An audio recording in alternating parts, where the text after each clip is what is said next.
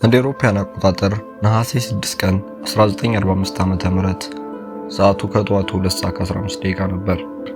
የጃፓን ከተማ ሂሮሺማ ሰላም ነበረች። ነገር ግን በሰማይ ላይ ከዓይናችን በበለጠ ፍጥነት የሚመጣ ጥፋት እየተጠባበቃት ነበር። በሰከንዶች ውስጥ ከተማዋ እንደ ሰም ቀለጠች። የፀሐይ ብርሃን አልነበረም፣ የኒኩለር እሳት እንጂ። ሂሮሺማ በሰከንዶች ውስጥ ወደ አመድ ተቀየረች። ያ ቀን የሰው ልጅ የጥፋት መጀመሪያ ነበር። ዛሬ ከ80 ዓመታት በኋላ ዓለም እንደገና በዚያው የኒኩለር እሳት አፋፍ ላይ ትገኛለች። ቴህራን፣ ዋሽንግተን፣ ቴል አቪቭ ጂኦፖለቲካዊ ጨዋታ እያደገ የኒኩለር ፕሮግራሞች ደግሞ ወደ ገደቡ እየተጠጉ ነው። ኢራንና አሜሪካ በኒኩለር ቴክኖሎጂ ዙሪያ የገቡበት ግጭት የዓለምን የልብ ምት አቁሟል። ብዙዎች ታሪክ አይደገምም ይላሉ። ነገር ግን የሰው ልጅ የፈጠራቸው ቦምቦች ከሰው ልጅ የባሰ አደገኛ ናቸው። ዛሬ የምንጠይቀው አንድ ጥያቄ ብቻ ነው። ታሪክ ቢደገምስ? የሂሮሺማ አስከፊ ትምህርት በቴህራን ላይ ይተገበር ይሆን? ወይስ የሰው ልጅ ካለፈው ጥፋት የተማረው ነገር ይኖር ይሆን?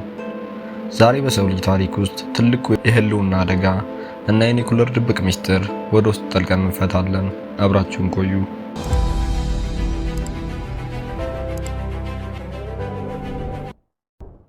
አሜሪካ በሂሮሺማ ላይ የጣለችው አቶሚክ ቦምብ ሊትል ቦይ ወይም ትንሽ ልጅ የሚል ስያሜ ነበረው። ነገር ግን ይህ ስያሜ የሰው ልጅ ታሪክ ካየው እጅግ አስፈሪ ጥፋት ጋር ሲነጻጸር ምን ያህል አሳሳች እንደነበረ ታሪክ ምስክር ነው። ያ ትንሽ ልጅ የፈጠረው ጥፋት ግን እጅግ ግዙፍ፣ ሰብአዊነትን የሚገዳደርና ወደፊት በጭራሽ መደገም የሌለበት እልቂት ነበር። በ13 ኪሎ ቶን የሚለካው ያ የኒኩለር ኃይል በሰከንዶች ውስጥ የከተማውን የሙቀት መጠን ከፀሐይ በላይ እጥፍ አደረገው። 140 ሺህ ሰዎች፣ ልጆች፣ አረጋውያንና ንጹሃን ሰዎች በቅጽበት ወደ አመድ ተቀየሩ። ነገር ግን ጥፋቱ እዚህ አልቆመም። የተረፉት ሰዎች የኒኩለር ጨረሩ ወይም ራዲዬሽን በሰውነታቸው ውስጥ ዘልቆ በመግባት ለቀጣዮቹ ዓመታት በስቃይና በአሰቃቂ የጤና ችግሮች እንዲኖሩ ተፈረደባቸው። ቤተሰቦች በጭስ መሃል የጠፉበት፣ እናት ልጇን ያጣችበት ህይወት ከአንድ ሰከንድ በፊት ወደ ሌለበት የተለወጠ ያ ቀን የሰው ልጅ በቴክኖሎጂ የሰራው እጅግ ጥቁር ጠባሳ ነው። አሜሪካ ይህንን ውሳኔ የወሰነችው ጦርነቱ በአጭር ጊዜ ለመጨረስና ተጨማሪ የሰው ህይወት መትረፍ አለበት በሚል ሰበብ ነበር። በዓለም ዙሪያ ይህ ውሳኔ ዛሬም ድረስ አከራካሪ ነው። ጦርነቱን በትንሽ ጊዜ ማቆም ተችሏል። ነገር ግን በምን ዋጋ? ውጤቱ የሰው ልጅ የሞራል ውድቀትና የቴክኖሎጂ አደጋ መጀመሪያ ነበር። ለምን? ምክንያቱም ከአንድ ጊዜ በኋላ የኒኩለር የፓንዶራ ሳጥን ተከፈተ። ከተከፈተ በኋላ መዝጋት ግን አልተቻለም። ያ ቀን የኒኩለር ጦርነት ትርጉም ምን እንደሆነ ለዓለም አስተማረ። ነገር ግን ጥያቄው እኛ ከዚያ ምን ያክል ተምረናል? ወይስ ዛሬ እንደ 1945ቱ የኃይል ሚዛን ለመጠበቅ ብለን የጥፋት ቁልፍ ይዘን እንቀመጣለን? ዛሬ ላይ ኢራን የዩራኒየም ማበልጸግ አቅሟን ከዚህ በፊት ታይቶ በማይታወቅ ደረጃ ከፍ አድርገዋለች። ለቴህራን ይህ የኃይል ነጻነትና የኢኮኖሚ ስትራቴጂ ነው። ነገር ግን ለምዕራቡ ዓለም እንደዛ አይደለም። ለምዕራቡ ዓለም ይህ የሰላም ፕሮግራም ሳይሆን የኒኩለር ቦምብ የመስሪያ ዋና መነሻ ነው። በየቀኑ በኢራን ሚስጥራዊ መሬት ውስጥ የሚሽከረከሩት ሴንትሪፊዩጆች የዓለምን የሰላም ሚዛን እየነቀነቁ ነው። እስራኤልና አሜሪካ በአንድ ድምፅ ኢራን ቦምብ እንዲኖራት አንፈቅድም ይላሉ። ይህ የአቋም መግለጫ ብቻ አይደለም፣ ይህ የጦርነት አዋጅ ጭምር ነው። በጠረጴዛቸው ላይ የሂሮሺማን አማራጭ አስቀምጠውታል። ማለትም በኢራን የኒኩለር ማዕከል ላይ ቀጥተኛ የውጊያ ጥቃት መፈጸም። ነገር ግን ይህ አማራጭ በ1945 እንደነበረው ቀላል ነው ወይ? ዛሬ በ2026 ዓመተ ምህረት ይህ አማራጭ ይቻላል ወይ? ዛሬ ኢራን በ1945 እንደነበረችው ጃፓን አይደለችም። የኢራን የኒኩለር ማዕከላት በተራሮች ስር በሺዎች ሜትር ጥልቀት ውስጥ የተገነቡ ናቸው። ጥቂት ቦምቦች በመወርወር ብቻ የሚወድሙ አይደሉም። ኢራን መላው መካከለኛ ምስራቅን በጠበቀ መልኩ የራሷን የጦር አጋሮች ዘርግታለች። አሜሪካ በኢራን ላይ ጥቃት ብትከፍት በክልሉ ያሉ የአሜሪካ የጦር ሰፈሮችና የነዳጅ ማዕከላት በሙሉ በሰከንዶች ውስጥ በእሳት ይዋጣል። የኢራን ጥቃት ማለት የዓለምን የነዳጅ አቅርቦት መዝጋት ማለት ነው። የነዳጅ ዋጋ በአንድ ቀን ወደ 300 እና 400 ዶላር ሊያሻቅብ ይችላል። ይህ የመላው ዓለምን ኢኮኖሚ ወደ ጨለማ ይገፋዋል። ስለዚህ የሂሮሺማ አማራጭ ዛሬ በጠረጴዛ ላይ አለ። ነገር ግን ይህ አማራጭ አንድ ሀገር ማጥፋት ብቻ ሳይሆን መላው ዓለምን ወደ ታላቅ የኢኮኖሚና ወታደራዊ ውድቀት የሚወስድ የራስ ማጥፊያ ቁልፍ ነው። ኢራን ቦምብ እንድትሰራ መፍቀድ ስጋት ነው። ነገር ግን ቦምብ እንዳይኖራት መምታት ደግሞ ትልቁ አደጋ ነው። አሜሪካና ኢራን በድብቅ ወደ ሌላ መፍትሄ እያመሩ ነው። አሜሪካ ወይም እስራኤል በኢራን የኒኩለር ማዕከል ላይ ጥቃት ቢፈጽሙስ? ይህ ጥያቄ በዓለም የደህንነት ባለሙያዎች ዘንድ የማይታሰብ ግን የሚጠበቅ እውነታ ነው። የኢራን የኒኩለር ማዕከል እንደ ናታንዝ ያሉ በከርሰ ምድር ውስጥ የተገነቡ ናቸው። አንድ ተራ ቦምብ ሳይሆን ባንከር በስተር የሚባሉ የኒኩለር አቅም ያላቸው መሳሪያዎች ቢጠቀሙ ፍንዳታው መሬቱን በማናወጥ ወደ አየር የሚለቀውን ጨረር ወይም ራዲዬሽን ፎልአውት እጅግ አስፈሪ ያደርገዋል። ይህ ጨረር በነፋስ አማካኝነት በአካባቢው ሀገራት እና በኢትዮጵያ ሳይቀር በአየር ላይ በዝናብ ሊሰራጭ ይችላል። ይህ ማለት ሂሮሺማ ላይ እንደታየው የአንድ ከተማ ጥፋት ሳይሆን የክልሉን ስነ ምህዳር ለዘመናት የሚመርዝ ጥፋት ነው። ሂሮሺማ ላይ የነበረው ጦርነት የአካባቢ ነበር። ዛሬ ግን የኒኩለር ጥቃት ማለት በዓለም ላይ ያሉ ሀያላን ሀገራት ሩሲያንና ቻይናን ጨምሮ በቀጥታ ወደ ጦርነት ይገባሉ ማለት ነው።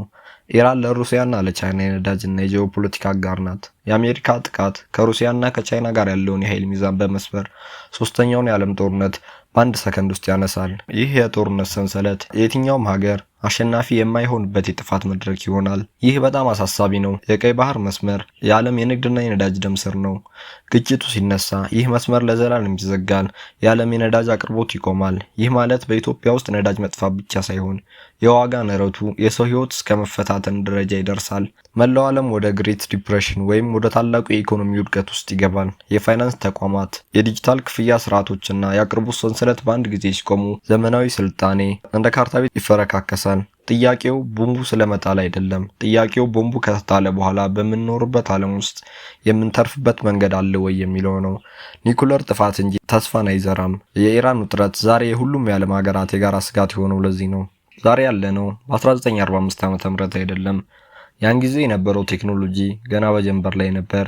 ዛሬ የምንገኝበት የኒኩለር አቅም ግን ከሂሮሺማው በሺህ እጥፍ በላይ አቅም አለው።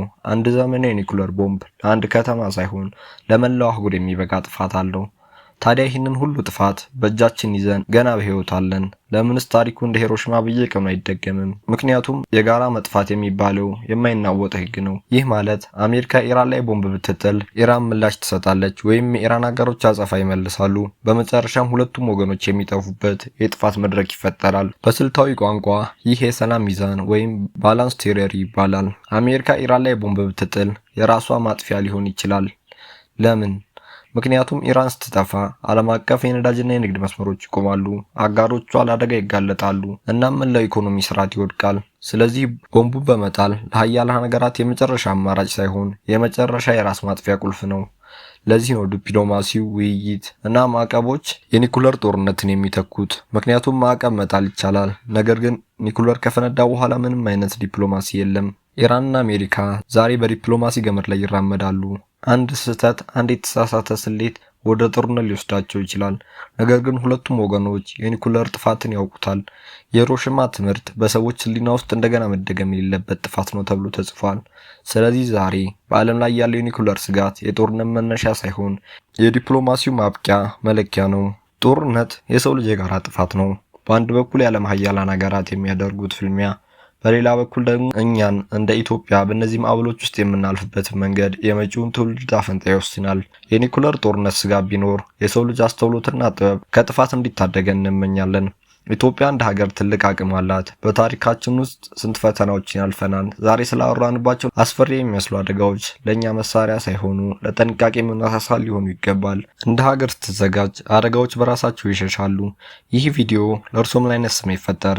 ዛሬ በዓለም ላይ ያለው የኒኩለር ስጋት ኢትዮጵያና አካባቢዎቿን ይነካል ብሎ ያስባሉ? ሀሳቡን ኮሜንት ላይ ያስቀምጡልኝ። ይህ ቪዲዮ ከተመቻችሁ ላይክ፣ ሼር፣ ሰብስክራይብ በማድረግ ቻናላችንን በመደገፍ ያግዙን። ሰላም ለሀገራችን ለሕዝባችን ይሁን። በቀጣይ ቪዲዮ እስክንገናኝ ቸር ሰንብቱ።